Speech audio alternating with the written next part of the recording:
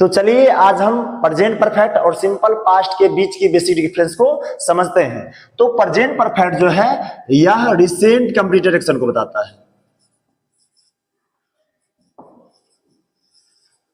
Recent completed action को। वहीं simple past past के स्पेसिफिक टाइम को बताता है, जिसको बोलते हैं पास्ट स्पेसिफिक टाइम।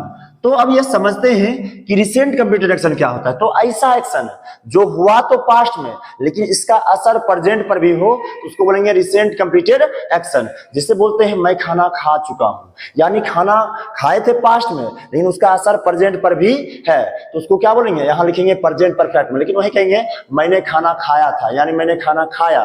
तो यह क्या हुआ, खाया पास्ट में लेकिन उसका असर लेना देना अभी प्रेजेंट से नहीं है, तो उसको लिखेंगे सिंपल पास्ट में, यानी आई एट। जैसे बोले ना एग्जांपल लिखेंगे I have read, I have read यानी मैं पढ़ चुका हूं, यानी पढ़ने का मन अब नहीं है क्योंकि पढ़ा तो पास्ट में लेकिन इसका असर अभी भी दिख रहा है हम पर क्योंकि हम अब पढ़ने की मूड में नहीं है। वहीं अगर लिखेंगे आई रेड, इसका मतलब समझ में आ गया कि पढ़े थे पास्ट में, अब उसका लेना देना प्रेजेंट से नहीं है, यानी अब पढ़ सकते हैं।